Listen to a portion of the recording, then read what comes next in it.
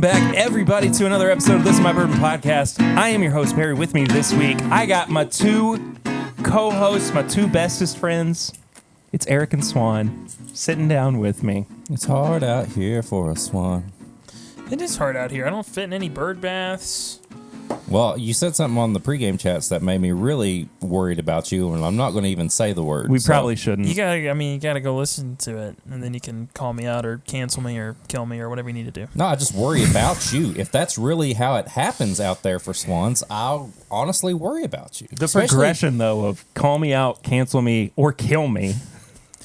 I don't know. Some people get outraged. Whatever fits your method of. Made an observation. I'm just worried about you. We're always worried about each other. It's That's how it goes. Well, hey, if you were worried enough that you needed to listen to a new podcast and you're here for the first time, thank you so much for being here. If you're watching on the YouTube channel, thank you so much for checking that out. If you are listening and you would rather watch on YouTube, you can head to youtube.com/This Is My Bourbon Podcast. There might be a C in between youtube.com and they're like two slashes, like youtube.com/C/This Is My Bourbon Podcast, like C's for channel. Really? I've seen that a few times recently. I don't know if that's true. I think if you just go to YouTube and search this, I mean, you could do that too, but the idea is that we have too much. Do you think It's there's too somebody much. out there that literally types the full address? Like they are that picky. They're like, I'm typing Okay. HTT. Well, so there's still people in PS, this world that colon. they go to the Google search bar in Chrome and then they go google.com. So maybe. I've seen it happen. I mean, kudos to you because that's a lot of work. It's a lot of work. Yeah, But those you are the can- same people that get upset too. They're like, they changed the Google screen. I'm calling my son. He needs to put it back on the regular. I don't want this new one. Why is Maya Angelou at the top of the page? Google does the special things where it's like a special day and like That's you what- get- yeah. Yeah, and It's I'm like just Ninja Turtle. That was the joke. I mean, I didn't. I thought you said Michelangelo. Maya Angelou. I thought you was talking about Ninja Turtles. I thought you were talking about it's like Ninja Turtle Day, and they changed it to that, and you click on it, and like Michelangelo does like a kickflip to the Google famous thing. author, animated turtles. I didn't know. Flying blind, everybody. I thought you were talking about Michelangelo, the Ninja Turtle. Ninja Turtle Day. They would have changed it to that. That is the greasiest thing you have ever said on this podcast. But I'm serious. That's the part that we're laughing at. Buddy, I love you. I love you too. I don't get the joke. I don't Okay. get it. Well, that's okay.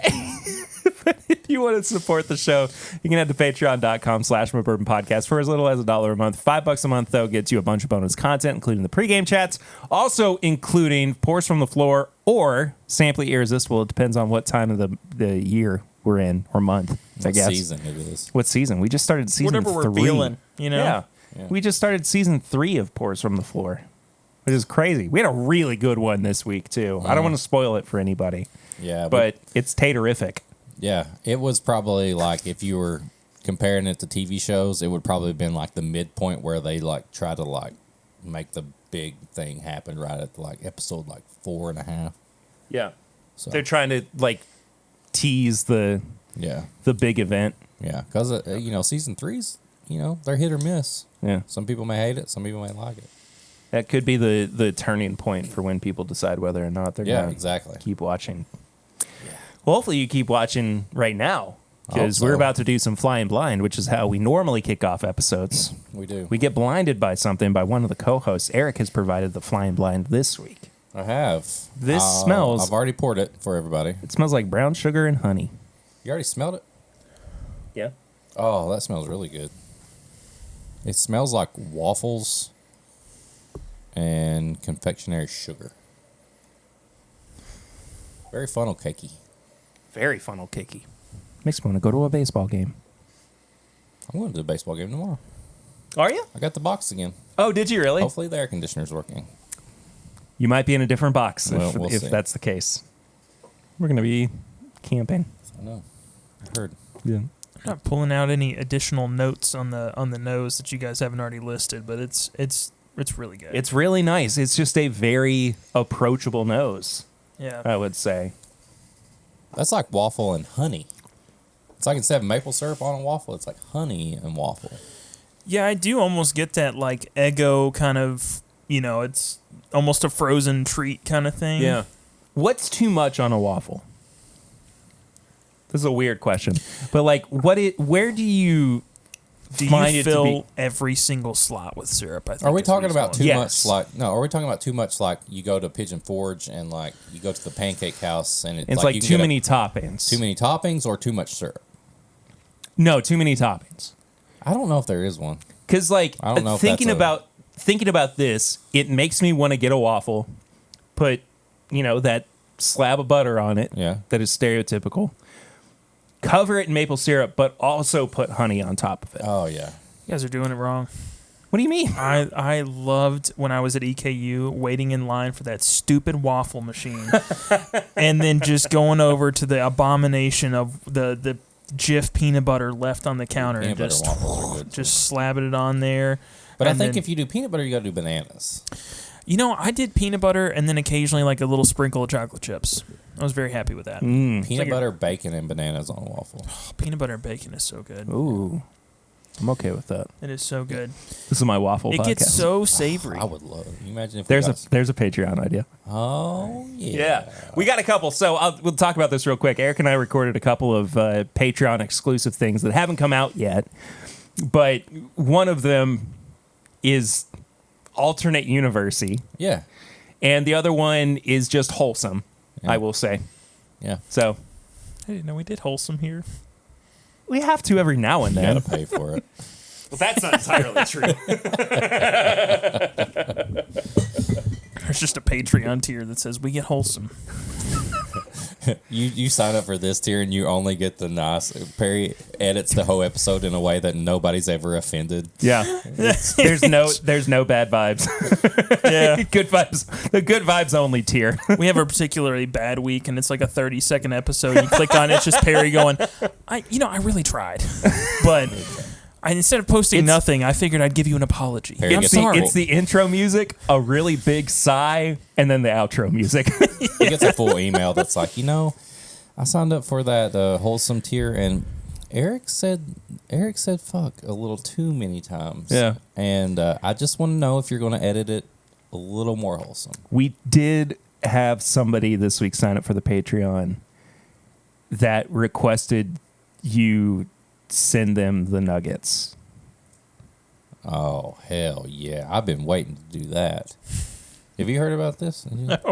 I'm so lost. Nuggets of what? Gold? Chicken? No, chicken. No. I said, Some McDonald's chicken I nuggets. said it during Big Ass August, I said, if you sign up and you send Perry a message that says, I request the mutant nugget meal, that I will send them a sample, but I'm going to put a full McDonald's nugget meal in the box as the shipping beans and stuff like that. Only it's nuggets and fries just open. Just loose. Just Loose. loose in a box. That's so chaotic. That's so mutant. But it's chaotic neutral. Like, it's not hurting anybody. But they get a sample, and I will put in a like $10 McDonald's gift card in there, just so they can go and buy There you go. a nugget meal that A good won't nugget make meal. That them is going to sick. be the most expensive shipping material. But you know what? If somebody actually said, you know what, I'm going to request a it has mutant nugget it has meal, been requested.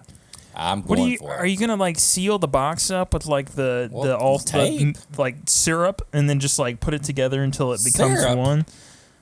Yeah, like a McDonald's syrup you get in the morning. This is a chaotic episode.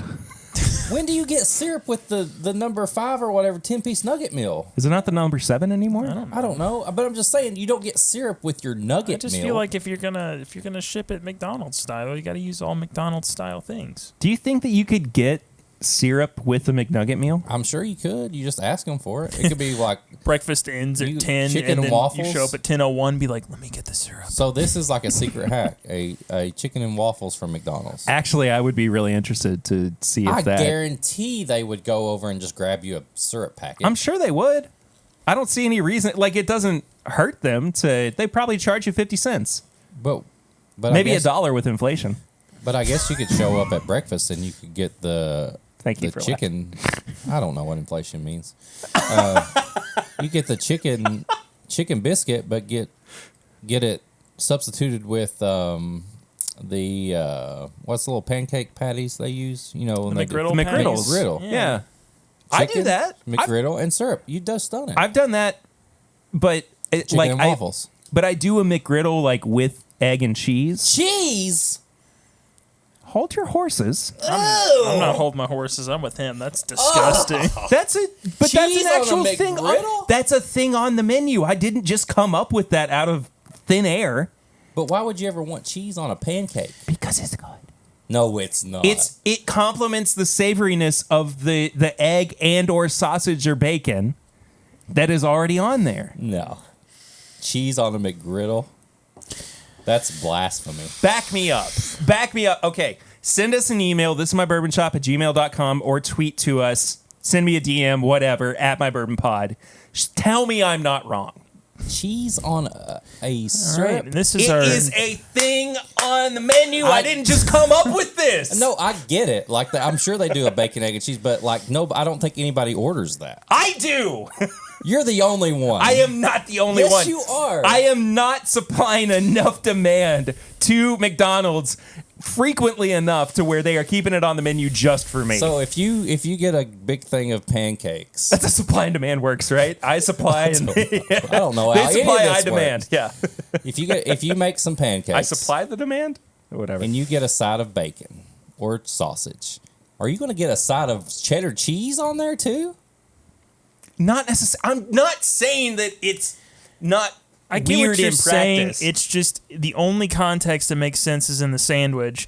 And I also fully, like, I'm going to give you like 5% and then give him like 95%. That's disgusting, and you're an abomination for that. Like, that is so just not, You guys it just are wrong. doesn't sound good. You are No. so wrong. I You've never. guarantee- Do not knock it until you have tried The it. weirdest I get with a piece of like cheese on something is I'm already weirded out a little bit on the filet of fish, and then I'm just like, but it's okay, you know. And then I I'm usually still like scared of that. yeah, but the fact that you're like putting syrup anywhere near it, I'm lost. Syrup and cheese. Can you imagine? Ugh. What are we drinking here? Yeah, we are. Oh yeah. High proof hot takes. That's disgusting. Early hybrid hot High taste. proof hot takes. You're both wrong. All right. So, I think we all enjoy this, right?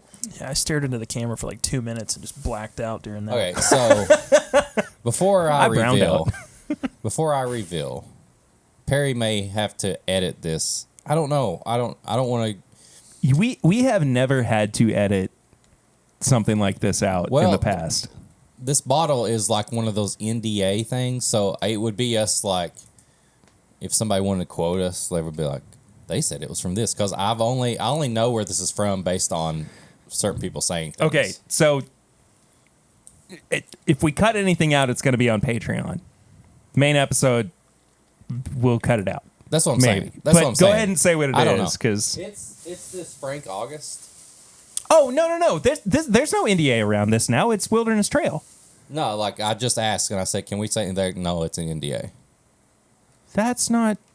I've heard multiple people say it though. like that. Everything. Yeah, I really like this it. is the Frank. Yeah, I love it too, and that's why I got it, because I'd heard it's Wilderness Trail. I talked to today when I picked this up, because I got it from Total Wine, because I asked him, and he said it's an NDA, and they. Oh snap!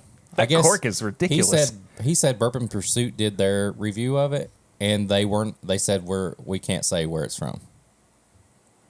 Well, we're not doing a review. We haven't been sent a sample or anything. No, I don't. I'm just saying, like, I don't know if we were allowed to say anything about it. I'm gonna just put it out there. I don't see any reason. Like nobody said, Okay, I'm just making sure we're doing it proper. and I'm taking a risk. Tastes an awful lot like Wilderness Trail. It really does, though. So I've heard that it's Wilderness Trail, and it's bottled at Bardstown Bourbon Company. That's all I'm saying.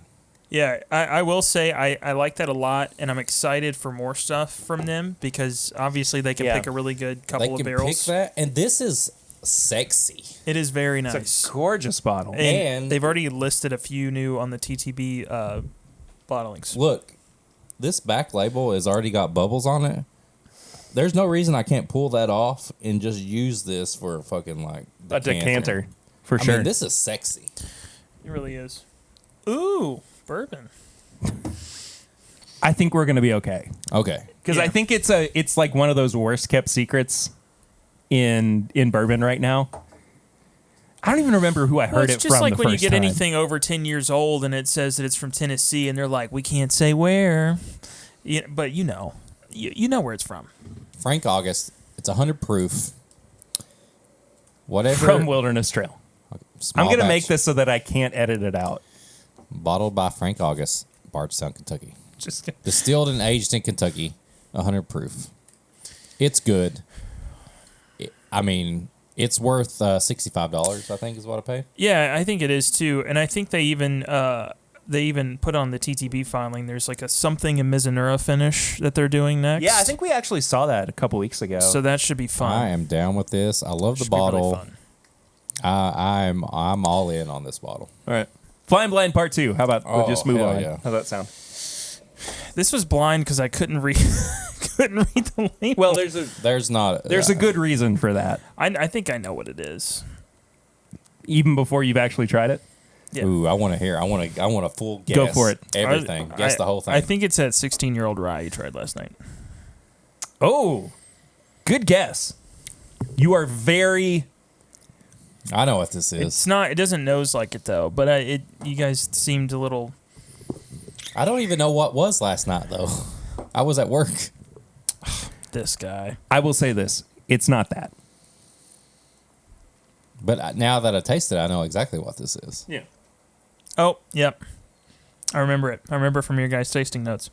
I forget what it is, but he described it as just all like toffee and butterscotch and brownie. You're right on tasting notes, but we haven't had this on the podcast I haven't yet. said anything about I this. thought you guys had this last night on the stream. No, I had this. I had this when me and Perry were just Oh. talking about it privately. All right, tell me what it is. I thought it was No, Shane's you stuff. got to guess. You were so confident. That's what I guessed twice. What do guess you want a from me? distillery. God, I don't know. This doesn't taste like anybody's stuff unless it's like It crazy finish. It actually really doesn't, It does though. once I mean, you know. this was from Mitchell. Okay. This is the 16-year Four Roses. Oh wow. The charity bottle. Yeah. We had a little bit when we recorded the extra stuff, and we saved the rest for you. You know, first of all, thank you, Mitchell. And second, this is unbelievably different. Yeah. Unbelievably different. The first time that I had it, and it's opened up quite a bit since then, it reminded me a lot of the 20-year. I don't know if Twan. Swan got to try that one. Twan. I have not had the 20-year. This is so unbelievably viscous and it has a weird, almost banana note towards the end of the I finish. think I said that. I think you did, too. Yeah. Almost like a fake banana. Like a runs. Yeah. When you said that 16-year, I was like, oh, he got it already. But it was in slow motion as you were saying it. And It then did have just some quickly, age to it, but I'm like, Yeah. this doesn't have rye. I don't know how do you get a double-barreled rye that tastes like this or smells like this? Here it is. The old Dragon Bones. Dragon Bones. 16-year double-barreled 148 proof rye. 148. Yeah. I can't do that today. Shit. I'm gonna have to save that one. We'll save it. 148 double barrel rye. Yeah. Gee. And it's called Dragon Bones. Yeah, it's a collaboration with Storytime and Akira Backbone Bourbon. Toriyama. I think you should definitely save that for like when you have some just solid like no kids, just Eric time to watch Yeah. Dragon Ball Z, and then just have that. Fuck, right? That'd be cool. Hell yeah. That'd be cool. No, Live stream the whole thing and don't acknowledge a single comment. That's what I want. I love not acknowledging. Yeah. A little bit of housekeeping before we get to what we've been drinking. You guys actually were both on Under the Influencer from Whiskey in My Wedding Ring, Mr. Yep. David Levine, right? Yeah. I think that you guys both took monumentally different paths with your episodes, though. Yes. Yes. Swan rolled his eyes. Well, no, it's just okay. So I didn't hardly talk about whiskey at all. David, for me, he was kind of curious about what it's like to be in the industry from the retail side. Which, yeah, go ahead and make the joke. Were you in retail? Yes. Were you in retail? I You was. were in retail? I was, yeah. And it's just, he wanted to kind of know what that's like. Because there's a lot of stuff and misconceptions and truck days and whatnot that's just kind of like odd, you know? Yeah. He just had some questions about it. I was trying to help. That handoff was really smooth. I was like, I enjoyed that. yeah. That was like running a marathon. It's like we've been just together forever. In some ways, I feel like we have. Yeah. Sorry, son. In fairness, I probably should have waited for Chad to Venmo me the money for these before I He drank out ain't of gonna them. care about that. I'll send you $10. I'll pour something in there. I'll add some water to it. Add some Woodford Double Oak. Yeah, it'll be all right. Gosh. Anyway. I can't wait for him Anyway, to hear you this. went the retail side of things. Yeah, he just had some questions about that. And then we also just talked about just drinking in general and, you know, interest in bourbon and scotch. And then we actually had the Middle West. We both had this bottle Nice. and we were like, let's just talk about it. So we did. So it was a good time. There you go. I didn't drink anything on there, and I started talking about how I wanted to just talk about adult films and adult things, and It checks out. Before we knew it, he hadn't even talked about pairing or anything, and I was like, well, you know, that's all the time that's left, so I guess there's a part 2 coming. Yeah. Well, you were also on the Embellish podcast, Yes, too, with John. John Embellish Pod. The video version is on YouTube right now. Embellish Pod on YouTube. I don't know when he puts the audio of that on, but It's like Wednesdays, I think. we covered everything from tattoos, Disney, comic books, to me and Peggy No Stevens swearing up. So I'll just leave it at that. I need both of you guys to just have like a boxing stance at each other and then just snack cakes in between. I think that I think Perry's setting that up right now. We're Fantastic. actually working on, and I haven't talked about this outside of our little chat group, but we are working on having a pair off, basically, between Eric and Peggy No Stevens. So I'm pretty excited for it. Can I down just for like it. pitch something real quick? Go for it. I feel like what we should do is have 5 snack cakes for both of them.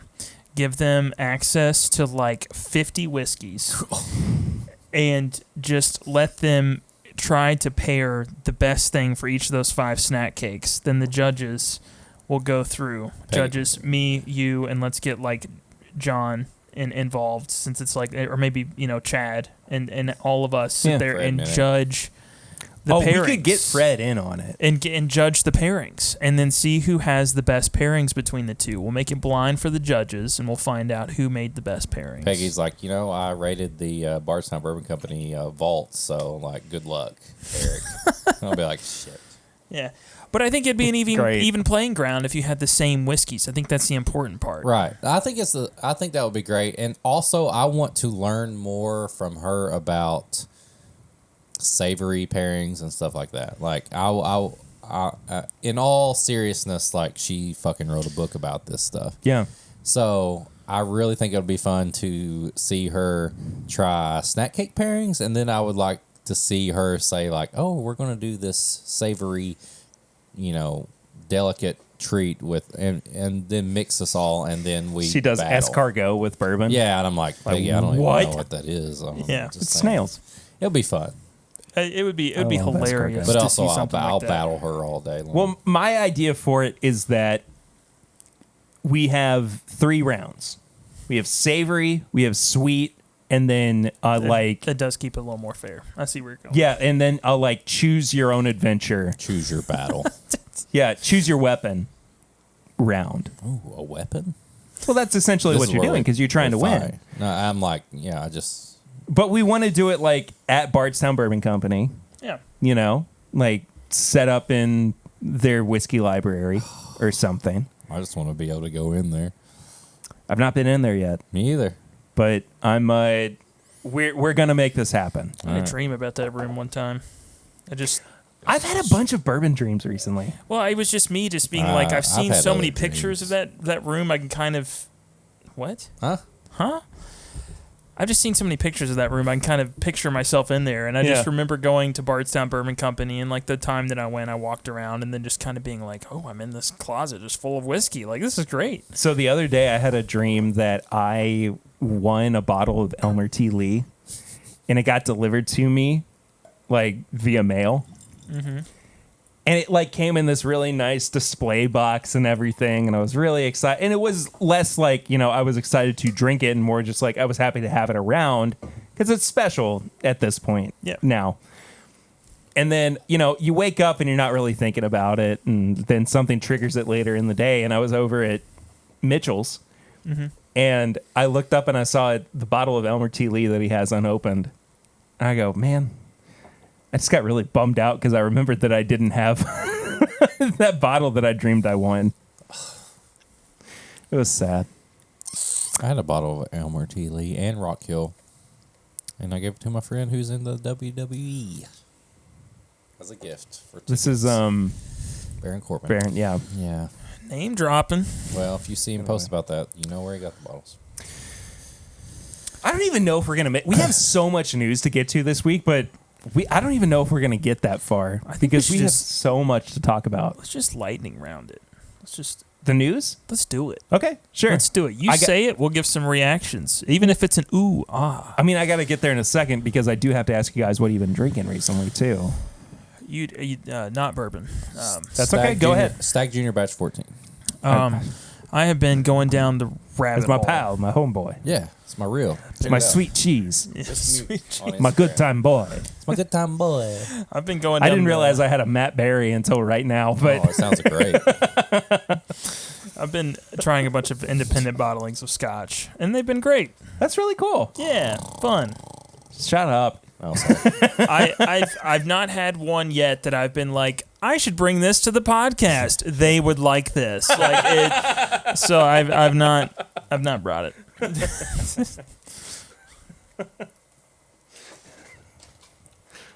Sorry. Is that it? That's it. That's Okay. all I got. Okay. All right. I gotta bring up scotch and immediately stop talking about it. I've had not a lot, but I've had some beer recently because we are getting into Oktoberfest season. I had I think it's pronounced Ayinger Oktoberfest. Onger? It's maybe I don't know. Yeah, I know it's Ayinger. Yeah. So it's made in Germany. So it's supposed to be an authentic Oktoberfest beer. Unbelievably good. It's so light and just easily crushable. I mean, like it's going to get me in trouble, I think, this Oktoberfest season because I just want a bunch of it They make around. like bomber style bottles of it too. Yeah, that's what I drank out of last night. Yeah, actually. like the larger, like it's singles only. Yeah. So I'm gonna have to go get Like 4 or 5 more of those. at the very least. Yeah. Oh, maybe we could put them in the barrel too. Go for it. Yes. I would love We to need to do something that. with that barrel. We You gotta know that's dump the oak rest as of the bourbon fuck out of right it. now. Hey, you haven't had that yet, have you? Do I want to? Actually, it's worth the experience. Oh, that sounds like it's bad, and you just want me to try it. Eric? Would you mind doing that while we? Yeah, I gotta go pee anyway, so y'all just keep Okay. talking. Well, yeah, we'll just. I think we'll I just- actually have a one of those stoppers. What do you mean stoppers? I've got a funnel if you need it. Well, I thought I had those things that you stick it in there and pour it out, like the wine stopper things. Oh, it's got one. Did I put one on there? No, it's got one. It came with it. The same one I used at the meetup? So, No, like you stick on the top of it and I poured it out. right. No, Yeah. I don't have that. I'll take care of it. Oh, okay. But I also had the Founders Ultimate Oktoberfest, which was an Oktoberfest beer finished in bourbon barrels. How was that? Unbelievable. It was so good. Look at you. Always prepared. Is that the same bag that you actually brought to the meetup Probably. weekend? Probably. It's not even been one. Yeah. But I needed a little bit of time on my own the other day. This is the worst episode of the podcast. This is the only way I wanted to go out. Like you're leaving forever again. But so I went out in our backyard and had a cigar and some bourbon and beer. But I had the Omgang, Ommegang. Ommegang Rye Barrel Vanilla Stout. I gave you that I paired it with an Old Forester single barrel strength. Yeah, I gave you that one. Did you like it? The Ommegang? beer? Oh Yeah. yeah, it was amazing, Yeah. dude. I'm in a stout mood right now. Yeah. For some reason. So I gave you that one last year around this time. Yeah, and it's been sitting for about that long. Yeah, so it's got some extra oomph behind it. And it certainly did. Yeah. I was asleep by 9:30 that night. Fantastic.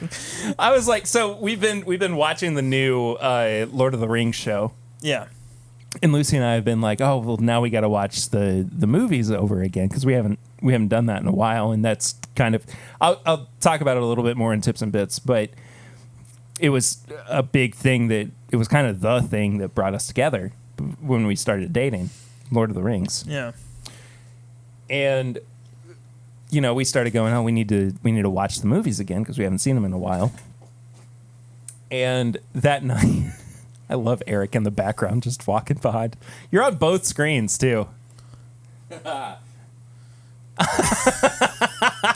That's incredible. This is iconic. I don't even know what's happening this episode. Just let it happen. Yeah, I figured. But like that night, I was tired, but I was like, do you want to start Two Towers?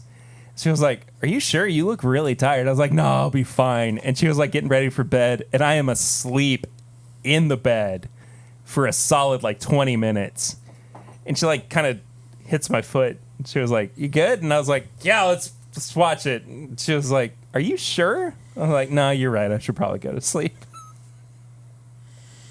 It was a long day. It's tragic. It was a long, long day. Oh my God, the color on this. Ooh. Oh my God! Look how dark that is. Holy crap. I'm just gonna pour a bunch in this, and then I think after the review we'll try this. That's probably a good idea. It's gonna need to get some air. Here, do you want to put it in that little decanter? I figure I'll just hold it there. I'm gonna need some air after this. Woohoo! I need some like oxygen. All right. Color is insane. Okay. Doesn't smell good? Just go ahead and say, does it smell good or not? I'm not mad at it. Oh, okay. Well, that's a positive. Not mad at it. I'll take that as a positive, for sure. I do love that we have this in stereoscopic vision. Eric's on two screens. I feel like one of those like when Animal Planet does a documentary with animals on the eyes on the side of their head, and then they like do a camera angle that represents that. All of a sudden, it feels You can really see the color difference between. We need to do some work on the the video version next week so that the contrast is not so insane. No, that's out of control. Out of control. Yeah, we definitely could not do a review. After tasting that, Yeah. That's Okay. That's All right. gotta sit there for a little bit. I'm excited. All right. You want me to start? If you want to. Fresh Bourbon Tasting Room opens downtown Lexington, Kentucky. So, Yeah. Okay. So I kept this in the news because I don't know if I've ever talked about this on the podcast before. I am actually the graphic designer for Fresh Bourbon. Have you had Fresh Bourbon? Yes. Okay. I actually like it. I don't hate it. I like it. It's really, really young, but it shows a lot of promise. If you, And I think that's what's most important about it right now. Well, so if you look at just purely the stats on it, you're like, I shouldn't care for this. And I like it. And I think that's important. That really Yeah. is. And it's the people behind it are fantastic. Especially the Yeah. graphic designer. He's okay. Yeah, well, he's trying. So Sean and Tia Edwards are the force behind this. Really, really wonderful people. They initially started with Hartfield & Co.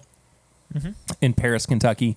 They've kind of been moving around a little bit. I don't think I can talk too much about where they're actually aging some of their product. But they've got a tasting room open in Lexington now. Kind of goes with this episode. Kind of does, yeah.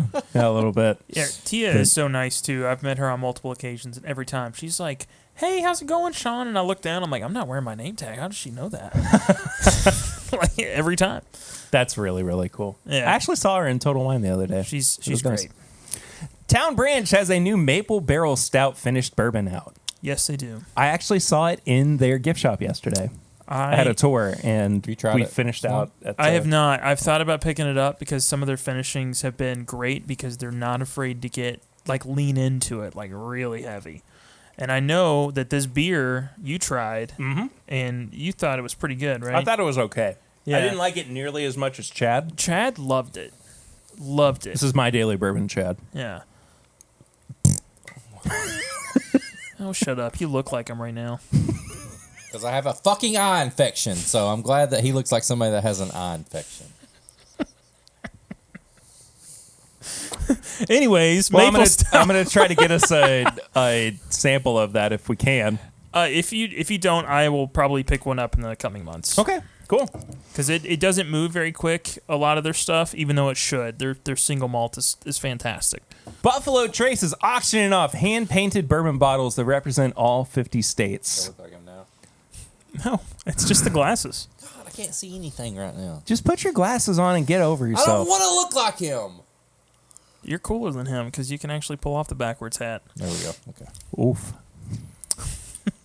I just look I like I don't have a button-up shirt. This This was- button up to the neck. Yeah. Each bottle starts at $75 in the auction, which runs through September 22nd, with all funds raised going to Keep America Beautiful, the largest community improvement organization in the United States. I dig this look. St. Cloud is doing something similar right now. Are they really? I didn't know that. They're not hand painted, but they have a Oh, I painted saw that. look, a hand Yeah. painted look. So they're cool. I do like the aesthetic of it, so it's nice. You can check that out at Keep America Beautiful. I think that's just their website, right? .com? Cab. KAB.org. Cab. Cab. Cab. All right. Don't go there expecting to get a taxi. No. Does anybody get taxis anymore? I've seen some around, yeah. For real? Yeah, for real. Saw one the other day. Do you want to take this one? Yeah, Angels Envy Bourbon Club ready to open in Cardinal Stadium. That's the only thing I'm seeing right now. So it's basically like, Oh my God, $4 million? Hey, listen, places like this, they're gonna bring in a lot of money yeah. because you've already got the convenience factor of where else you gonna go inside those inside of baseball stadiums. Yeah. This is the baseball team? This is the football team. I was going to say, this is in football, my Louisville, bad. right? Yep. Okay, for a second I thought it was why are they going to St. Louis? I don't know. They can do what they want. So they announced that don't the do recently sports. renovated Angels Envy Bourbon Club will open when the Cardinals kick off the 2022 football season in Cardinal Stadium this is not September like 16th. This isn't like the Woodford Room at UK at Kroger Field. No, it's probably literally like that, except they're going to be doing cocktails and stuff. Yeah. Oh.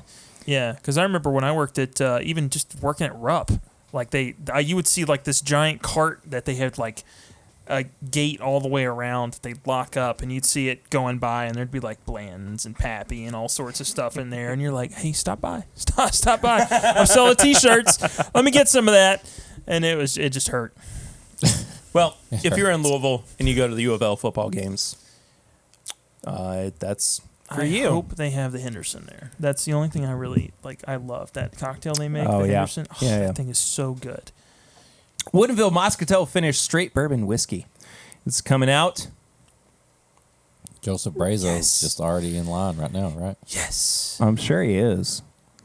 It's Woodinville's fully mature flagship, straight bourbon whiskey. Transferred into 10-year-old 200-gallon Moscatel Day whatever barrels for finishing. Have you had it? The Moscatel? Yeah. No, I've not. It is so good. Maybe I have actually. Joseph might have sent me. Patrick sent me a sample of this. It is far and away the best thing I've ever had from Woodinville. Wow. I don't know. That thing that Joseph Brazo sent me that we paired with the... So there's an Armagnac finish that's also really good, What but I've was not that been able one? to try it. It wasn't that, but something else. You know what? It might have been the Moscatel finish. Was it? Yeah. It is just amazing. There was a little was run the there one, where a couple yeah. of the Seattle distilleries were actually getting a lot of muscatel barrels to finish things in, and all of them were great. Like I know that there was a single cask nation muscatel finish from Westland that was also really Nice. tasty. Interesting. We got a new release from Bardstown Bourbon Company. It is the second edition of the Chateau de la Balle collaboration. Yeah. I feel like Eric should just call it Chateau de la Batty. Batty. Doesn't it look like that? Chateau Bill? de la Daddy. Oh, there we go. Chateau de la Daddy. Daddy. People were waiting in line for that way early this morning. They were. 10-year Tennessee bourbon, 12-year-old Kentucky bourbon, and it's finished in Labauda Armagnac casks for 16 months. That's a long time. That's a long time. I think we're a little late, but I kind of want to see if we can get a a sample of this for review. 107 proof, MSRP of $160. Sounds about right. It looks like it's going to be spread across the Bardstown Bourbon Company gift shop, retailers in 20 states, and online at sealbox.com. We talked about this briefly a few weeks ago when we saw the TTB label for it, but the Takumi edition of Kentucky Owl, it is a collaboration with Japanese whiskey blender Yahisa Yusuke and John Ria, the Kentucky Owl master blender. Is there any finishing at all, or is it just a blend? It's just a blend. I think it's like legit, right?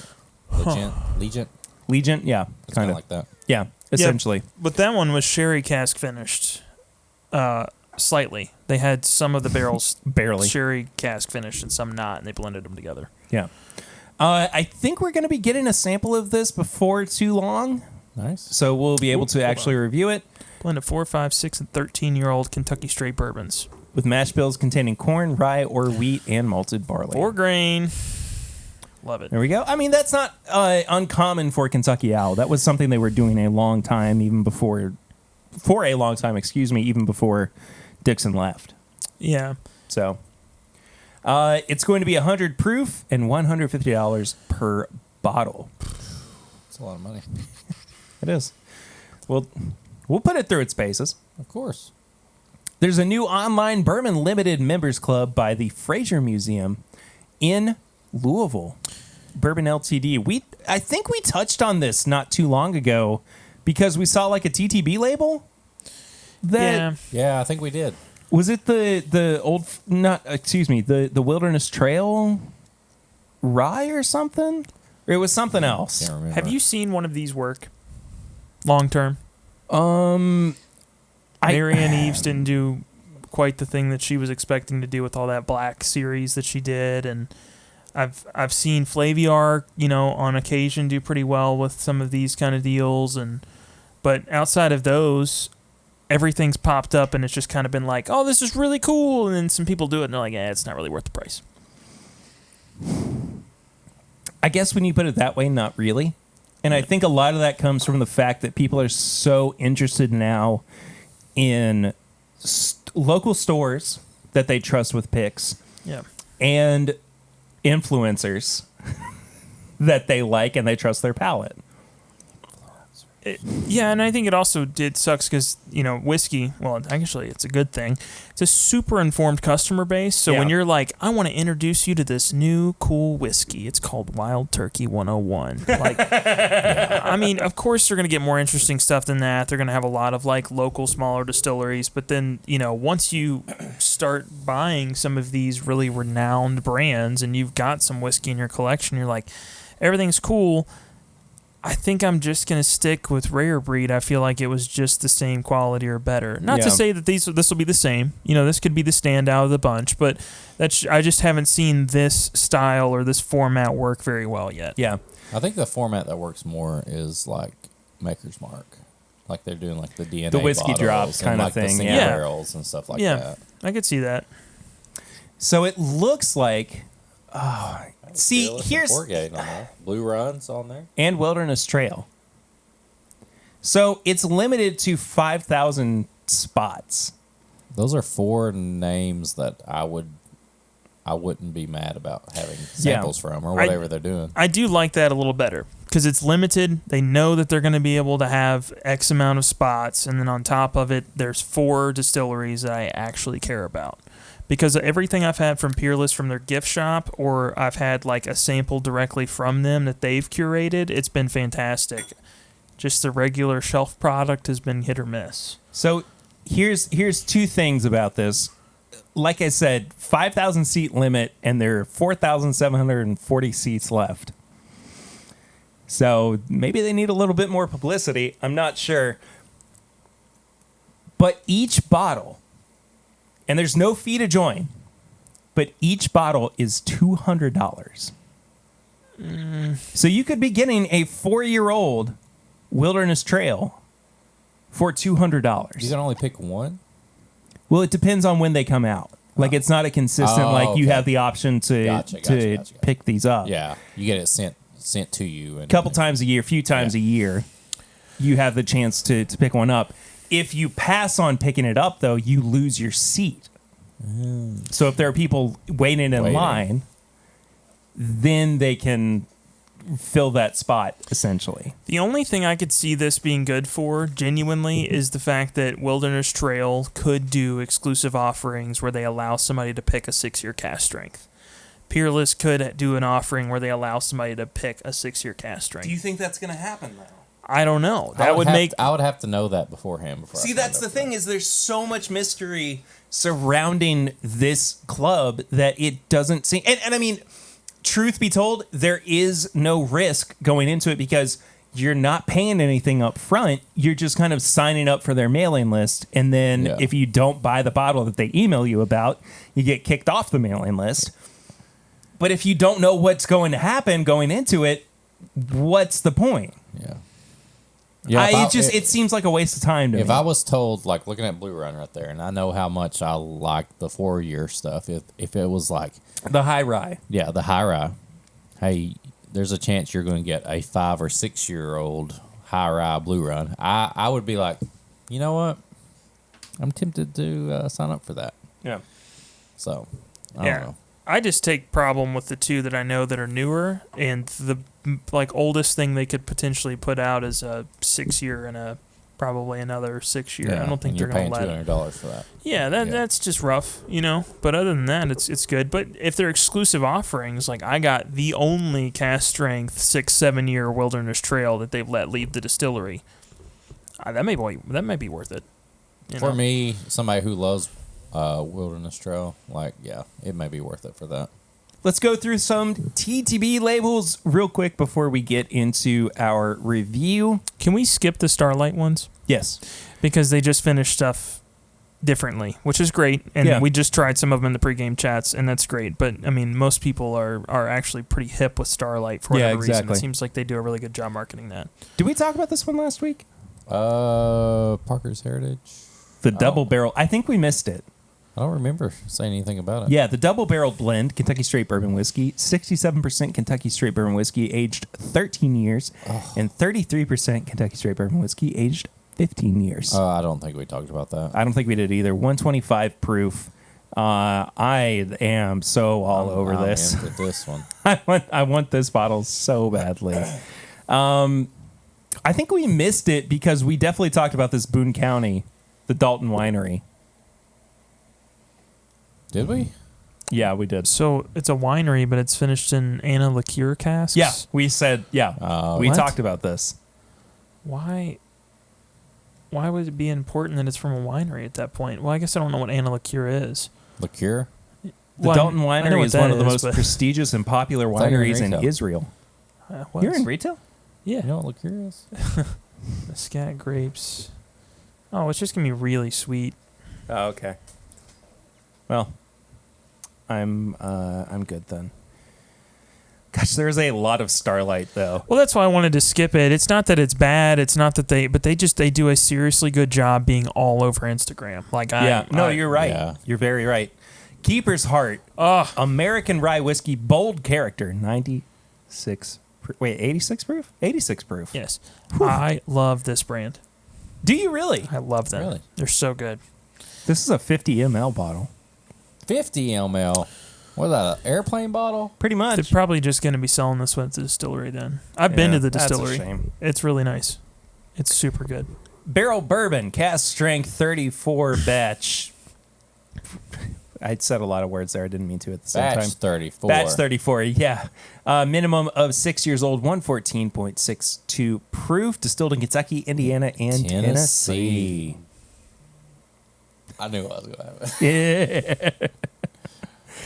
Nulu Infinity Barrel, blended bourbon whiskey. Chase commented on the post on what this is, but it's basically just like the last 6 to 12 months of stuff that they've put out, and they've just blended it.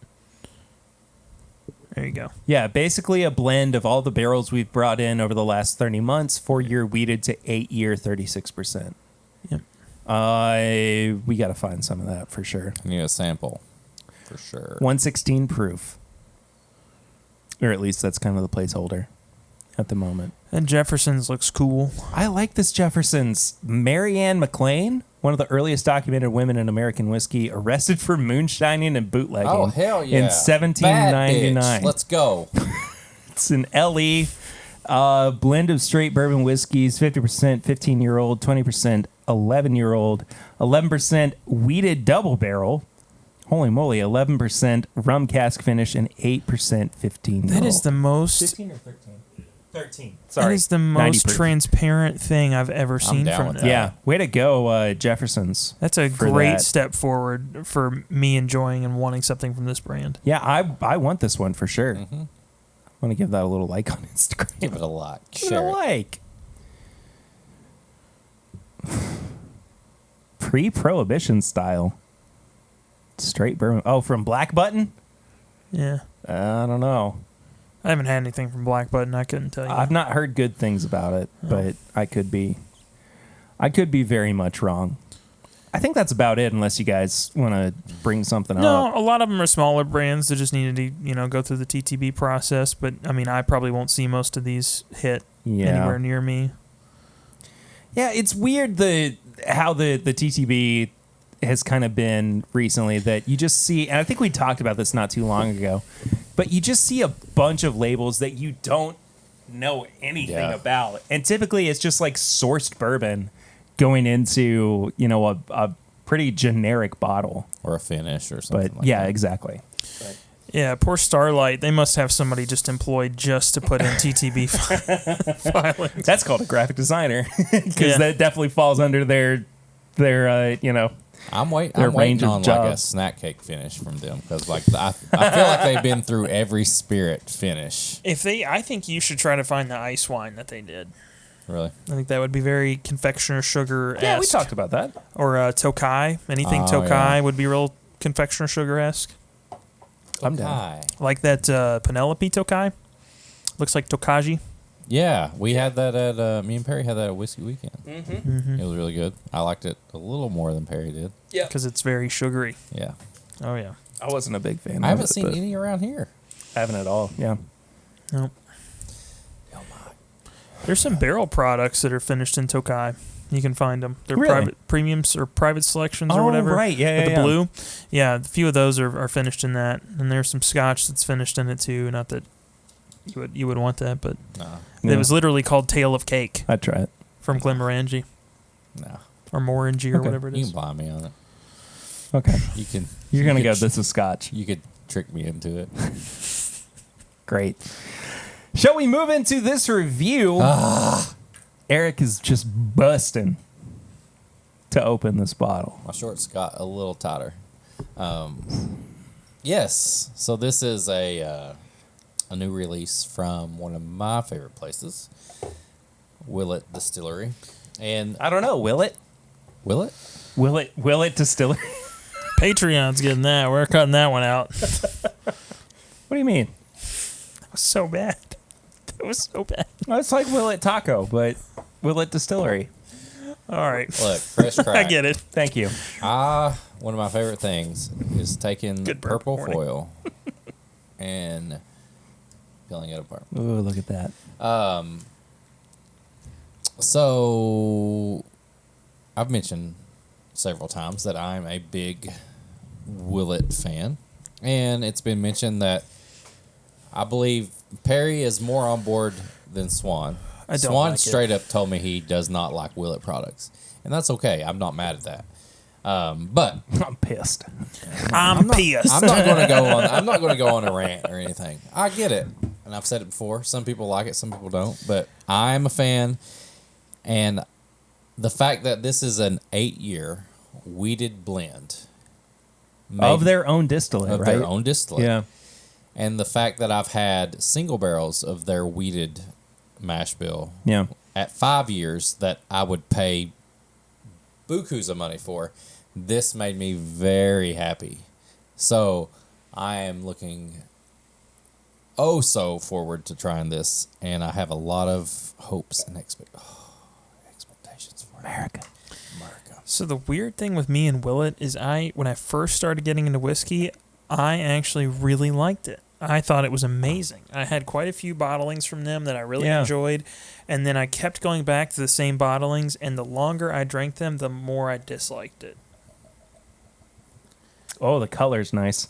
So I just got to the point where I was like, either their quality's declining or I'm raising the bar for my expectations of whiskey. I don't know what's going on. So before we started, me and Perry both talked about how much we love this bottle, and you were like, I don't know about it. It's different. I don't know. Here's this. If you wanna... I'm just... I fall into the Chad Perkins camp a little bit of like the tax stamp needs to be together. I like to kind of like wipe my bottles off and like put them on there, make them look good, and that's just a fingerprint. I mean, it's just a fingerprint thing. Like, But doesn't that look like something that you would kind of leave on your shelf for a while, and that you wouldn't get a bunch of fingerprints on it? Like, and what I mean by that is that even if you do pick it up, your automatic reaction is like, I gotta wipe this. I gotta wipe this off. Yeah, I mean, it's almost like the bartender thing where they're constantly wiping a glass. Yeah. Like, I would be like, Yeah. oh, looking at my collection, I'm like, oh, let's go ahead and like wipe This is like down. an iPhone. Like, I I'm will like, say this looks good. the And I'm purple gonna- wax. Yeah, I'm going to keep wiping it off to make the fingerprints go away. So is Willett foil. the Yeah, The apple, the apple of bourbon? maybe. You made a good point though. Like with every other bottling they've done, they've made a big effort to kind of make it classy. Yeah. Like it does look classy, with the exception of the new Pure Kentucky XO that just looks excited to see you. Have you seen those yet? Oh yeah. The neck one of the that's like- bottle got like Oh so yeah, much that's longer. right. So weird. Yeah. Other than that, like they all look good. that smells delicious. I don't hate the nose by any stretch. Does it remind you of a farm? No, for me it's a little hot, but the nose is actually pretty nice. It reminds me of cinnamon rolls in a rick house. It smells like a fruit cake, It's got a lot of fruit bright notes. but like the candied like fruit cake. There is something about it that reminds me of going to like a pumpkin patch farm in the fall. yeah, there's this like fruit and like fall, but it's like kind of wood and like rick house. Like I don't know. I don't know if they plan to release it at this time, but it is a fall smelling bourbon. Yeah. I can't get over that candied fruit element to it though. It's not bad. It's just it's in your face. For me. Okay. There's the weeded bourbon. It's all up front. Dude, like, yeah, it's up front in the mid palate. Like, my tongue is like getting a ton of stuff right now. I think it falls off by the time it gets towards the finish, The though. finish like is lacking. flavor-wise. The finish is lacking. This is almost the opposite. So last week, I said the new Elijah Craig Barrel Proof hit me all in the finish. Yeah. This hits me all up front, and the finish is gone. Like, I don't know if I like that or hate that. Either way, like, there's a ton of flavor. It just doesn't last. I feel like it makes a second loop on the finish. Like, it kind of fades away, and then it kind of has its, like, it gains its second wind, and then it goes almost like fruit punchy. Oh, yeah. It is a very fruity bourbon all the way through. You've been a little bit quiet about this. How are you feeling about this one, Swan? I think it's good. I think it's kind of simple. The nose. I don't fully disagree with that. So I get like not even fully. I don't disagree with that. I get like the fruitcake thing just through and through. Nose, palate, the finish is short. I think the proof point is great. I think whoever decided it needed to be whatever proof this is did a really good job. Yeah. That's probably Drew from the Master Distiller. Yeah, from the Master Distiller. But it's from the table of the master, from the desk of the Master Distiller. Of the Master Distiller. I do like it. More than I think I've liked a lot of other Willett products. To me, this reminds me of a Dairy Queen banana split, because every time I go back to smell it or taste it, it's like I'm going through a different layer. It's like I get a little banana note in it, but then there's like this chocolate note, and then it's like I can't find the chocolate, but there's like this like caramel or like strawberry note. And then I go back and it's like I'm going through something that has different sections. Oh, cream savor. It does have that kind of element to it. I'm getting a lot of strawberry cream savor-ish. Yeah, there's sometimes I'm picking up a strawberry and like a whipped cream on it. Yeah, this is a banana split for me. You know, I gotta say, I've gone just with this bottle alone from I can't understand why people have the love affair for Willett that they do to I get it. I just understand that this is not for me. I have the same thing usually with Four Roses. Like, I like Four Roses, but it's not my favorite thing. And then there's this almost like nutty savory note. Like, I'm telling you, like, this reminds me of eating a Dairy Queen banana split with some nuts on top of it. Yeah, and that proof, I agree. That proof, it's perfect. It's perfect. And I think that's single-handedly the best thing about this whiskey. Yeah. With every sip, the finish kind of opens up a little bit more. Like Perry was saying, like it starts creeping up like the second time around and stuff like that.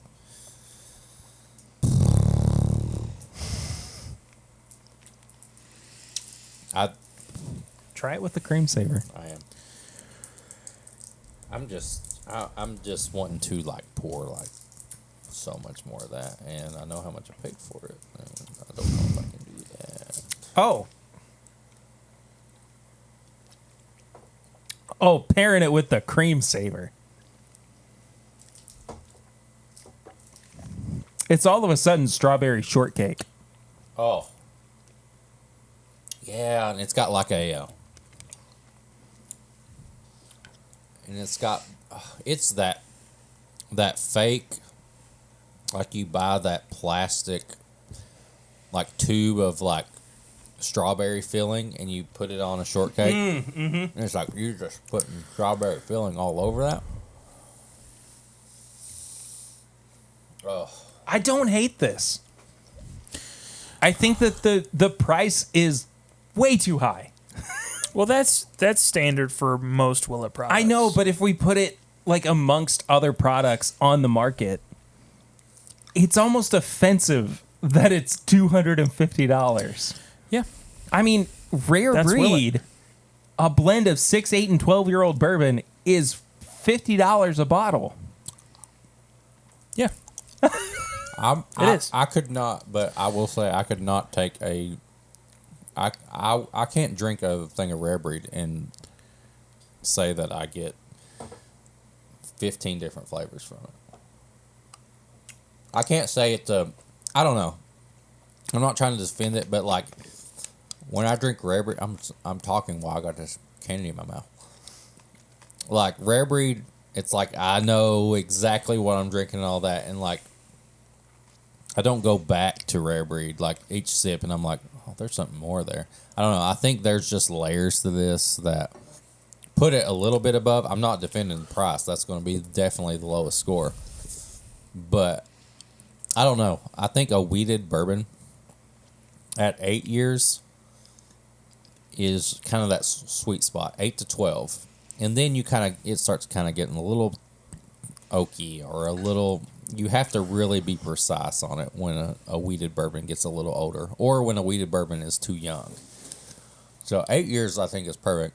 I agree with Swan. The proof is perfect. Price, no, I won't agree with that. Adding the cream savor to this, Genius. It's really nice. so good. I've been saying this a lot since you joined the podcast, but this is what you've done to my brain. Made you perverted. Oh, Swan, Where are you going? My bad. There's a bottle I got to compare to this. I'm going to go see if you've got one. If I've got one? Yeah. I know where it's at. I've been here before. I don't know what's happening chaos. right now. I thought maybe we were going to have to cut some of this out, but no, this is all for the sake of content. Chaos right now. Yeah. I truly don't know what he's going for.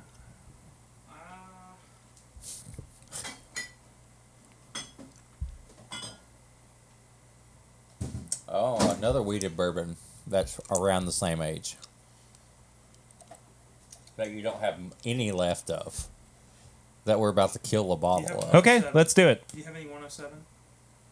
No, I don't. That's okay. Let's go for it. This was my hospital pour. This was picked by Dixon. This is... Okay, but hear me out here.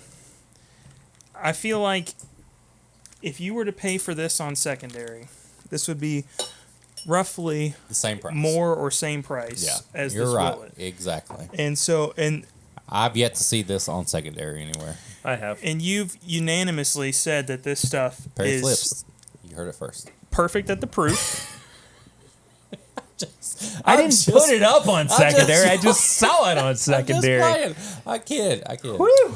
I kid. You said that you really enjoyed the proof point, which we've made an argument that this is a really, really good proof point for this. Yeah. It's around the same age. It's wheated. And I think if you were to put this versus retail at this at secondary, and honestly, this at secondary is considerably easier to find. I'm curious. And I'm also doing this because I feel like there's a point to be made as far as how much Willett really has an originality to their profile that is divisive. Because I've yet to find somebody that doesn't like Weller Foolproof. Adam Terry. There you go. Well, You sent a whole he's barrel got back once. Yeah. I think his circumstance is a little different. I don't feel right taking the last this because I know what it was used for. So, all right. Sorry, Eden. Sorry, Eden. I don't get to share this with her now. Oh, I'm sorry. I didn't mean to do that. No, it's okay. Oh my I just- God. It's okay. There will be other bottles. You still have that Russell's with Papa Ritter Oh, on there? yeah. Oh, yeah. I've got other bottles. We could probably get another bottle of that. Honestly, we know some people. You work your magic. We know some people. You work your magic. Are you gonna say, and I'll work mine? And this is a competition. No. Oh, okay. No, I'm letting you work your magic. Okay. I will say they do not smell completely indifferent from each other. They're both so good. But I think that they have this thing where if I didn't know that they were from different distilleries, I would think that they might have been from the same one. There is this backbone of DNA that is so similar between the two of them on the nose. I think that's just the backbone of being two solid wheated products, like done right. I will give a little bit of an edge to the Weller Foolproof. because I do think that it has a little bit more roundness to it that the Willett is missing. Well, I think It's like the Willett goes a little bit too grainy on the nose. I don't get grainy. I get softer.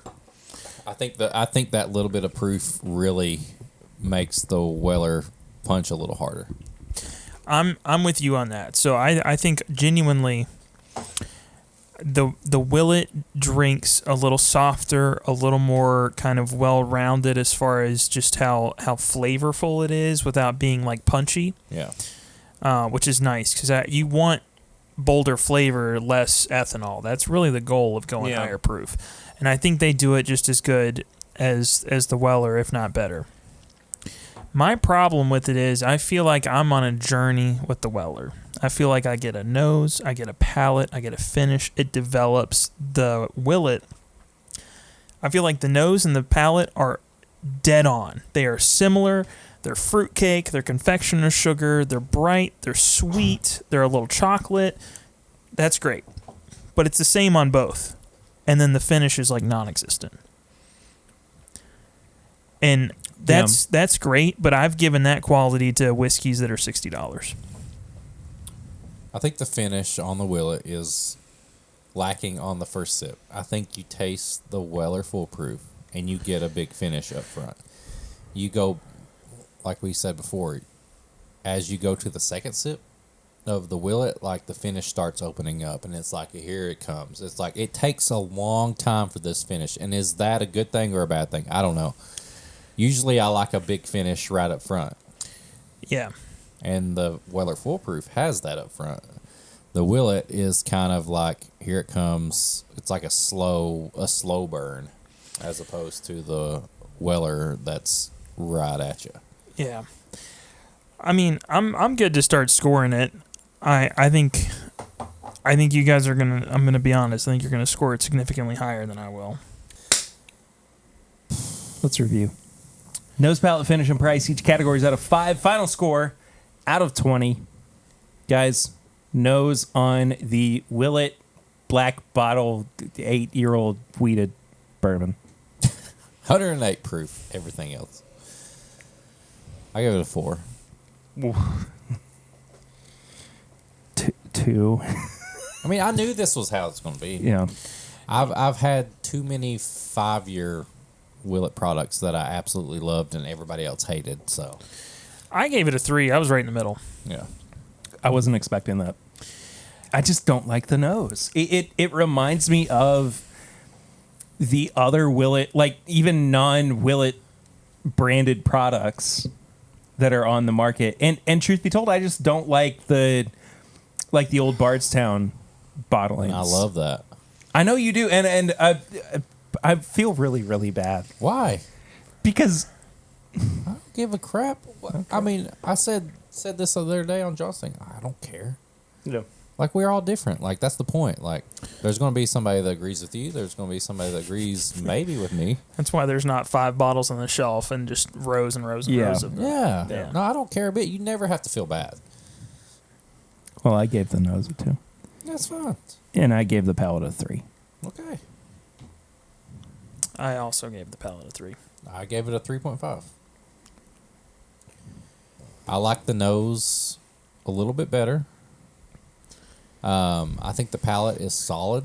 I do get some of that butter toast that I get from Willett, but like there's also a little bit more strawberry chocolate. And my problem with this bottle is it takes a couple of sips to get all that. Like, I don't even think that's a problem. True. Yeah. I guess when you're reviewing something, like, you want to get that note up front, but like, it's like I go back to this and I get different notes each sip. And to some people, that's probably a bad thing. To other people, that's probably a good thing. So I think that's actually an amazing thing because, I mean, think about it. If you revisited this bottle, you had an ounce every time. You have 25 individual chances just on the pour alone to have a unique whiskey. I don't think that's worth faulting a whiskey at all. Yeah. I think that's actually a a good sign that oxidation can really play a factor in how good a whiskey becomes. Well, and I mean, I look forward to be able to come back to this one. Yeah. You know, like I want to take that chance to, you know, say what's changed about this over the, you know, past few months. But yeah.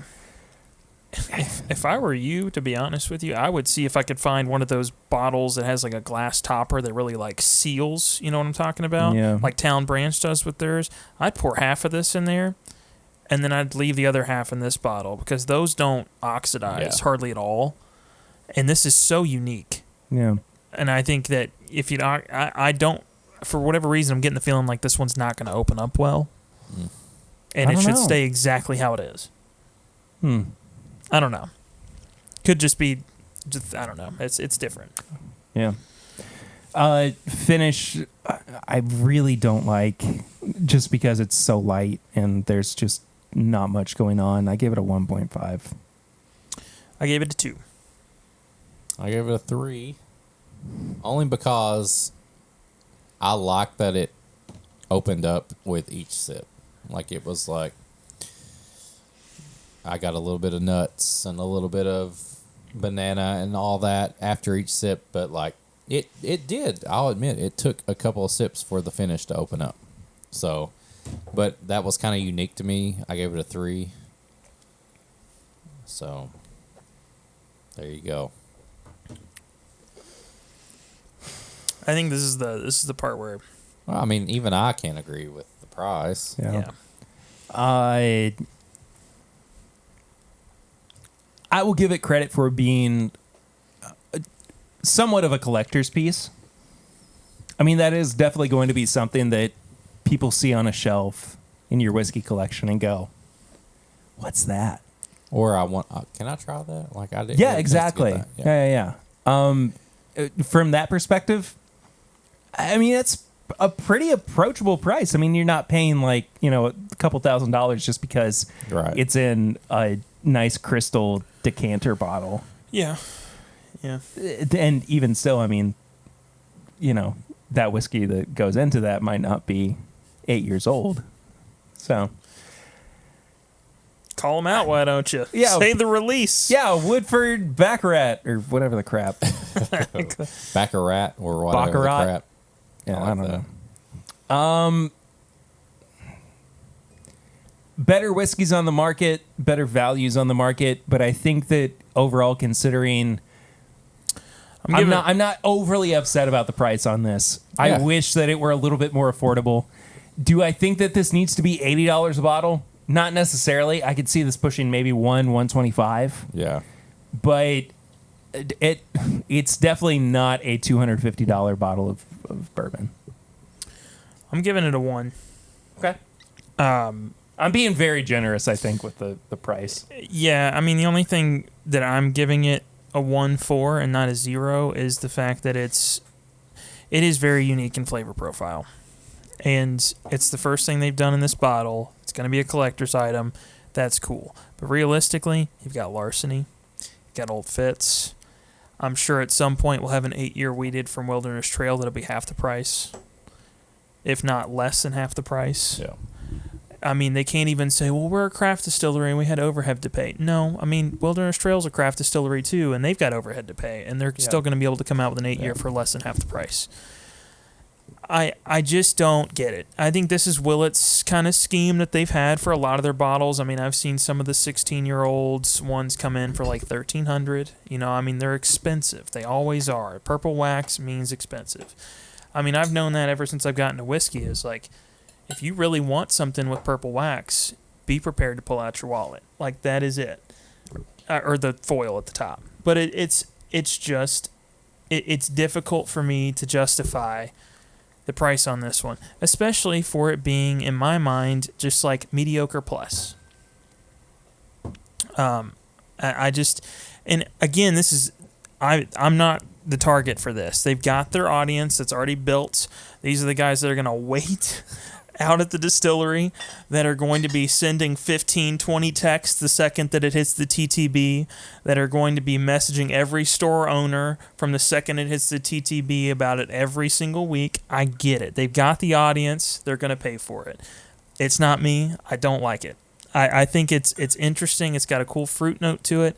I've had whiskeys that have been way, way less and more available and probably on the shelf now for $35 that I feel like have been of quality.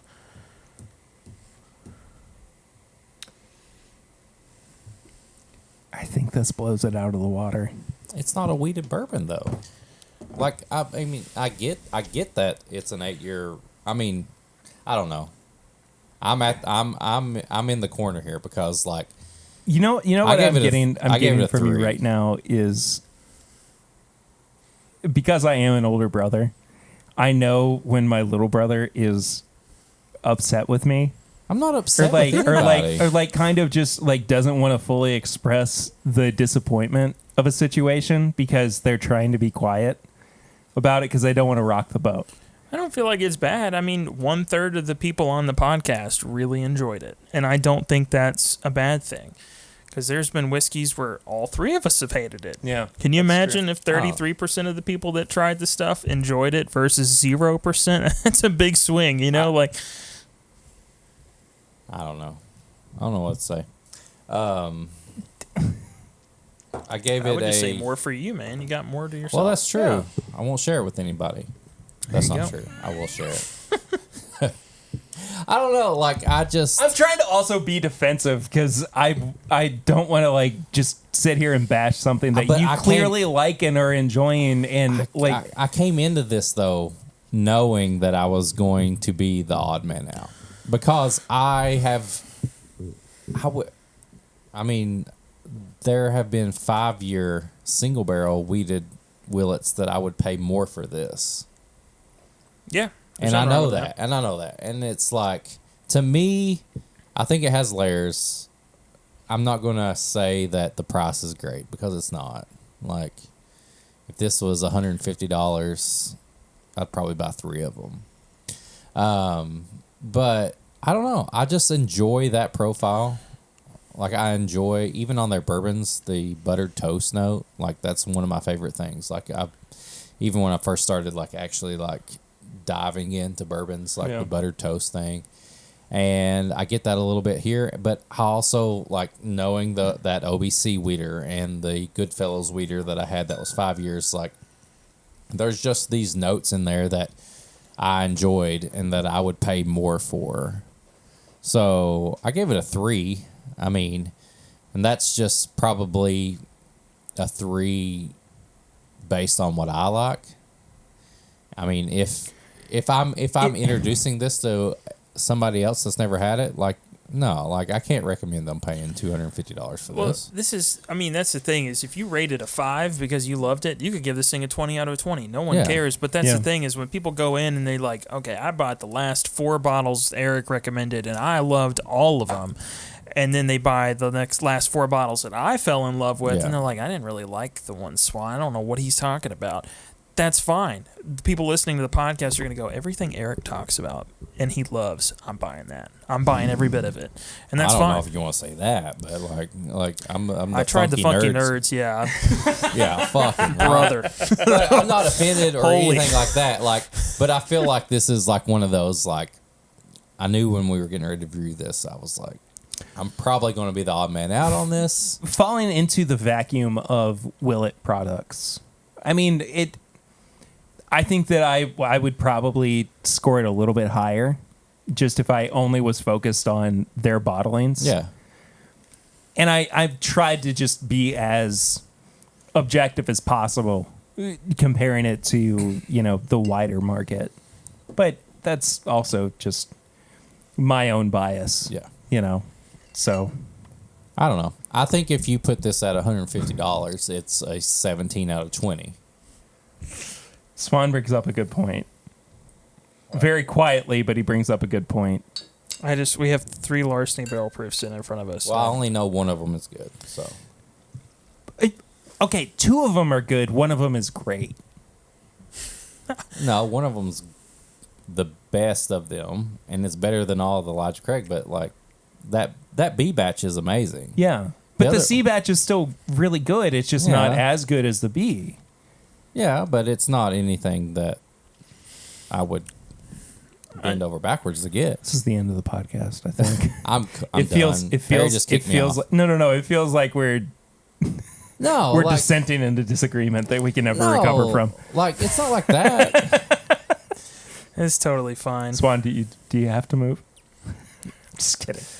Yeah, I have to move. I'm kidding. I'm just playing. But still, I don't know. I I'm done. I think I'm done. having multiple people on here with very different profiles is huge because there's going to be people that side with Eric and there's going to Yeah. be people that side with you. And then there's going to be people that are like, I also drink scotch. And that's cool that Swan does that. Yeah. It's fine. It's totally fine. I think that's perfect, actually. I love you. I love you too. Didn't even hurt that bad. see So you you don't in have to tell Mom. It's fine. See you on the back. I'll hit in myself. the backyard. It's a big backyard. No. I can run around for a long time before I get tired. It's a divisive I'm not bottle. mad that I bought It is divisive. It's divisive. Please try it before you decide to jump on it, unless you know Willett is just something you love. I think Yeah.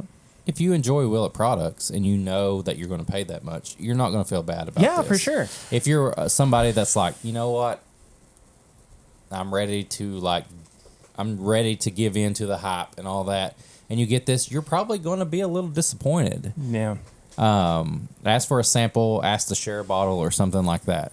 If you're a fan, if you were already a fan, like I can't like, it's hard for me to go into this without saying that I enjoyed younger Yeah. weeded Willett products Yeah. that that were just as much. I think you should just try it before you buy it with this one. It's gonna be a extremely divisive one that's probably gonna end up on some people's top 20 list, and there's some people are gonna think it's the biggest disappointment of the year. It's gonna be all over the place. Where does this fall for you in your top 10? It's in the top 10. Is it? Yeah. Okay. Compared to what we've had so far. Yeah. Yeah, I would probably put the Larceny B batch above this in that top 10. I might wind up putting this in my honorable mentions this year.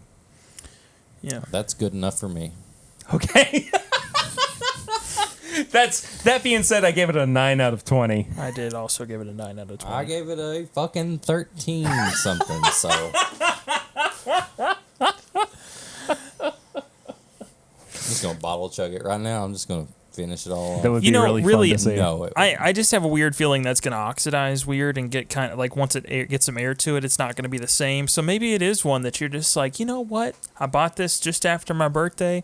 I'm going to finish it in 2 weeks. this was my birthday Yeah. present to And myself. then just go for it. I don't think there's any reason to wait. If you Fuck like me. it that much right now, go for it. Just go for it. Get a babysitter in there and just drink the whole thing. Buddy, don't be self-deprecating now. My guy sitting next to me said, just get a babysitter and just chug the whole thing. Just go How for am it. how am I supposed to like react to that? Just have a great time. Do you think your wife would like this bottle? I don't know. I'm probably the only one that likes this bottle right now. Just so mad about it. I feel so bad. I'm not gonna lie, but it's I don't not want my thing. anybody to feel bad. Yeah. I'm just saying, like, Can we compare it to the He's like the Weller holding it. bottle? He's holding it like a little baby. I am holding it like a little baby because I paid a lot of money for this. But I also didn't give it a good score on the money. So, I mean, yeah. They're not dissimilar. No, they're not. I mean, put it next to it. Isn't it like taller? Is it taller? Yes. It's taller. Yeah, like I said, I get the little brother vibes from from one of them. What are we doing? I don't know. I think we should probably move into high proof hot takes if we have any. No, we're gonna drink that that barrel stuff that we pulled out of the Oh barrel. yeah, that's right. Yeah, that instead of the high proof hot takes. I pulled out this limestone branch rye, the 100% rye. 2. Well, let's do the barrel. Let's do it. We got to try that. Yeah. You know this has Willett in it, right? Boom! Limestone branch? What a Tell them about this blend, Perry. Sir Barton Spice. I love that. Tell them about it. God, that's dark. Okay, listen. So I love Willett products. I'm sorry. I didn't give this a great score. But the fact that my buddy beside me said you should probably get a babysitter and chug it does not make me feel great, okay? It touches a little bit in the back of the neck, okay? I like the finish. But So we've had this infinity barrel sitting for a while.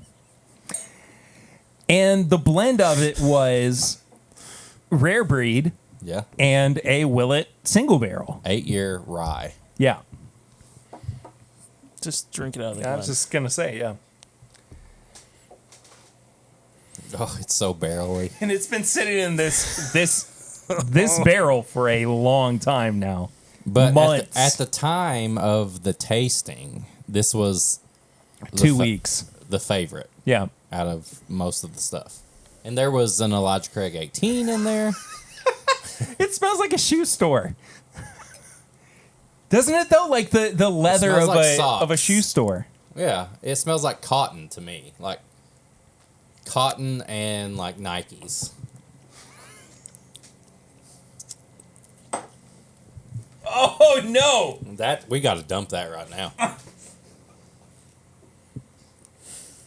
Woo! Wow. That's bad. Oh, wow. That is so infinitely bad. Oh, wait. Finish. It's like the palate's fine, and then everything is just downhill. Nope. I'm not. No, that's awful. I'm going to keep that. That is mothballs and your grandma's basement. I love my grandma.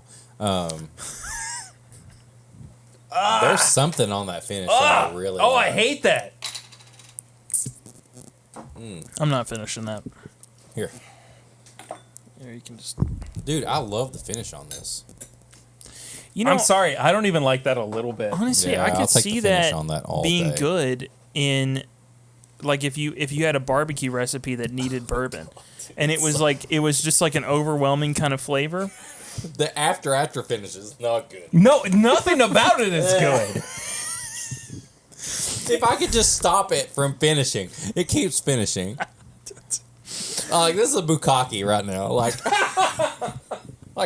in the beginning, We're really gonna get into that now. yeah, Apparently, no. In the beginning, it's okay, but then like I'm just done after like the third finish. Like whoa, The third finish, stop. yeah, stop. Like you stop at the first finish. Like oh god, I'm gonna finish this in something. I'm gonna take the rest of this and I'm gonna finish it in Go a for snack it. cake. Just gonna finish this in fudge rounds. Yeah. Whoo, baby. awful. Ugh. Yeah, Well, the color's nice. let's dump the rest of it though. I'm dumping it right into something. What I'm if it taking gets home. better? It's not going to. I'm going to finish it in something that gets better. I'm going to blind you both on it. Okay. I just don't want any more of it as it stands right now.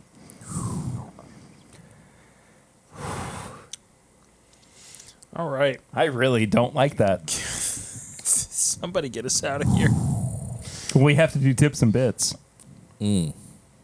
Tips and bits. I don't even know if I have any. Don't listen to me.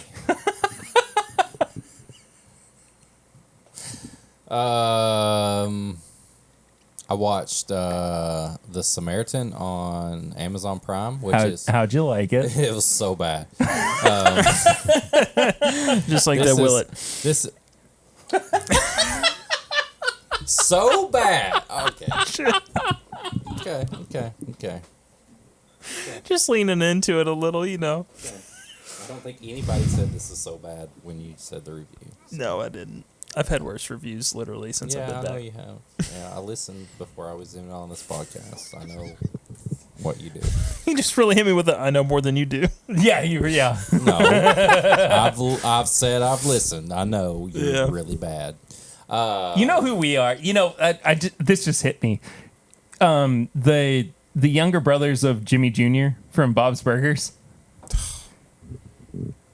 God. That's who we are, Possibly. and he's Jimmy Jr. Yeah. The Samaritan. Not good. Sylvester Stallone.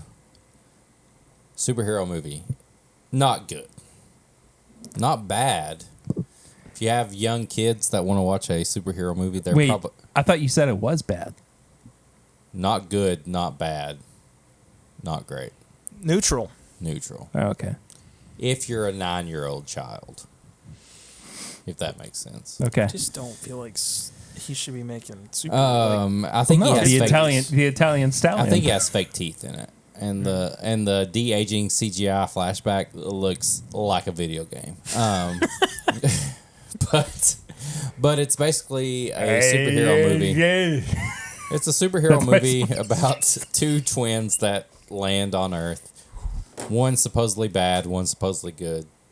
And there's a little kid. put this episode out? Yeah.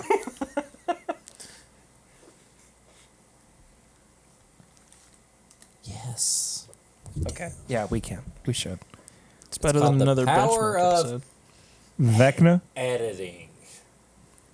So we're gonna see what you got, boy. I want to see what I did with that there. Yeah. Yeah. I was expecting last week a copyright claim for the Defenders of the Earth theme. Because you played like 30 seconds of it. We didn't get anything.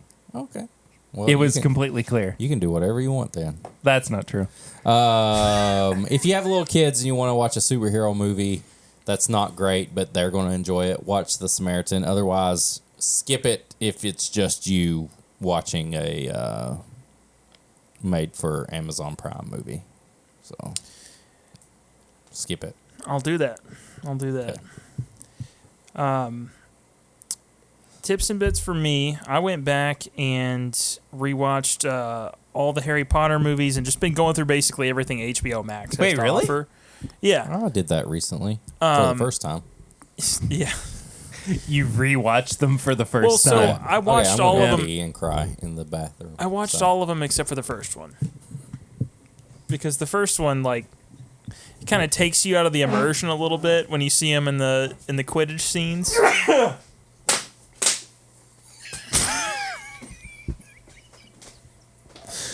But I would just seriously recommend just like rewatching a series. Like I also did it with the Divergent series. I did that too.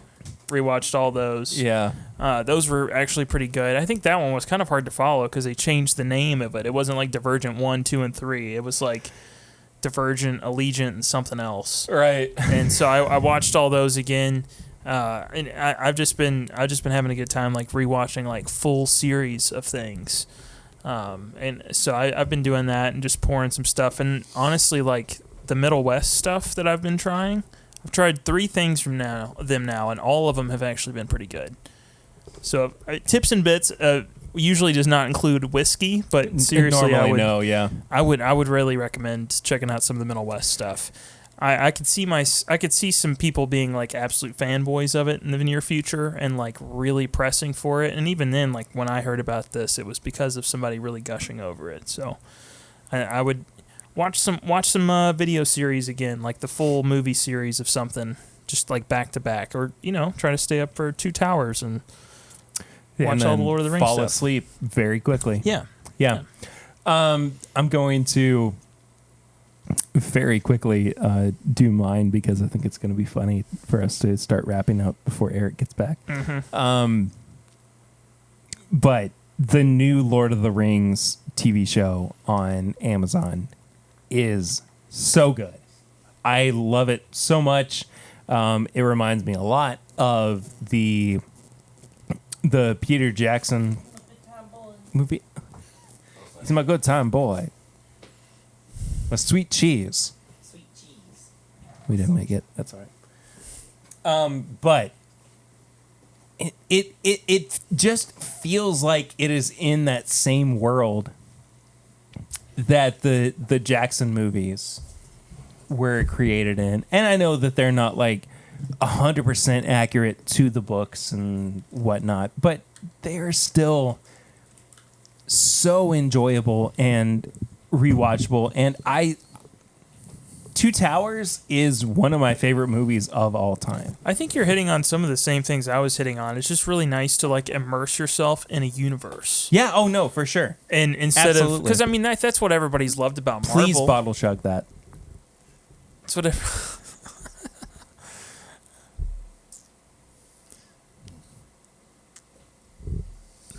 Did you get a babysitter? So good. Help. That's a good bottle chug. I'll be honest. Help. It's just nice to immerse yourself in the universe. Yeah, I like it's all that. I'm No, it getting is. at. A lot. But I really do enjoy the new Lord of the Rings movie or show, whatever. Let's get out of here. We're all anyway. Eric, bring us home. I don't want to. Okay, Swan, bring us home. I'm not doing I'm it. just playing. I'll bring us home. Give me a you second. don't have to. No, I want to. That's my thing. Like, I want to make sure I'm still part of this podcast. So You're not going to not be a part of it. you're going to kick me off. I can feel I'm it. not going to. You are. Please don't. I like listening to it when I'm not here. I'm just playing. I like this Willett, so even though nobody else does. I'm just playing. If you want to support the show and send me treats that will make me happy and send stuff to Perry that will make him not kick me off the show for having a broken palate, you can support the show on... Just playing. I'm just playing. I'm so glad I sat some pours out this. You can support the show on... Oh, okay. I saw that. I said it was a good call and a good idea that he set out some pours. Oh, okay. I thought you said, good call. Like, It's kick him. it's 2:10 on a Friday I afternoon. know. So Patreon / My Bourbon Podcast. For as little as $1 a month, you can support the show, and at $5, you get all the bonus content. Pours from the floor, Sampling Irresistible, the new shit that we're putting out. It's $1. You probably got that under your rug right now. If you lift up your rug as you're listening to this, you'll probably find 4 quarters. So support the show. If you want to send an email to thisismybourbonshop@gmail.com, you can ask a question, ask us to review something, send something to review or pair. Thisismybourbonshop@gmail.com. If you want some merch, bourbonshop.threadless.com or whiskeymutant.shopify.com. Swan, do you have a merch store? I don't. That's what I thought. If you want to leave a barrel ring segment where we listen to your voicemail and reply to you on the air, that's your easiest way to get on the show. 859-428-8253. Then on all social media, you can follow the show at My Bourbon Pod, at PRitter1792, at Swan TB fucking F. That's No, don't put the fucking in there. It's just Swan TBF. He's the bourbon finder. one of us my Finsta. And then if you want to swallow me. If you want to follow me, Yeah. at Whiskey Mutant on Instagram, Twitter, TikTok, all that stuff. And then follow the show on YouTube. I mean, I said it. if you want Eric to swallow That's a whole different Patreon. a tier. McGriddle with cheese, Oh, fuck no. no, yes, $100 pledge right now. no, we got to do it. Look, it's not that bad. And I'll finish it with this Willett here. All right, sure. Yeah. Send us a message when you sign up for the Patreon. Just sign up and send them. I don't care if it's the $1 tier. Eric, Cheese McGriddle, finish with Willett 8-year that he paid full price for. I want one so bad right now. You're a psycho. I'll do it. Okay. Okay. All right. I'll pour it over it too. All right. All right. Where are we at? Oh, YouTube. Follow the show on YouTube. Perry Goes Live every Thursday night. It's the at worst 8. episode ever. Why? It's just, I don't know. It's not you. I feel like it is me. But Follow the show on YouTube. Perry Goes Live every Thursday at 8. I join him every couple of months when I'm off work. Swan, he's in the chat. You can talk to Swan in the chat. And then just subscribe to the show on whatever you use. Leave a review. We'll read your 5-star review. We'll leave your 1-star review. We don't care. We got a new Patreon. you're right. We do have a new patron this week. Yeah, I saw him at Kroger. Well, it's Brandon Ennels. Yeah, I saw him at Kroger. Well, how did you convince him to support the show? It was in the bakery section. He had already got some meat from the meat section. Oh, okay. So he was looking around, and I said, man, you look like a guy that likes bourbon. And I said, you should listen to the podcast. And he said, you know what? I do like bourbon. I said, what are you trying to make over there? And he was trying to make some pulled pork sandwiches. And I was like, listen, grab some of those Hawaiian rolls over there. Then smoke your pork butt for about 7 hours. Add a little barbecue sauce, add a little bourbon to it, and thank me later. And he did. He thanked me later. And he said, you know what? I joined the Patreon. He said, I want to get all that sweet content. All the shit that nobody else hears. And he did. And here we are. And he mailed me one of his Swiss roll pulled pork sandwiches. 3 days later, still good. Well, here's 3 days later, still good. well, here's the thing about Brandon too. He asked for the Mutant McNugget meal when he signed up for the Patreon. Well, he's going to get it. So go He's back a going few to episodes get if you it. don't know about that. And you will find out that if you sign up at basically he's gonna any get tier it. now, which is stupid, I think, on our part. No. All right. Well, No. regardless. It's smart. I You get day old nuggets. Brandon's going to get some. You always get a sample. Very true. Very, very You can true. choose to eat the nuggets and the fries 3 days old, whether you like it or not. But the sample is going to be okay. You know what? The first person who does that, I'm going to send this to him too. The next person after him gets a sample of this too. Okay. I think we need to get out of here. Why? That'd probably be wise. I think it's Why? probably for the best that we end this episode. We'll see you guys next week. Until then, I'm Perry. I'm Swan. I'm Eric. I like this bottle. I'm sorry. I'm sorry my palate's broken. I love you all. And this is Eric. And this is my Bourbon Podcast.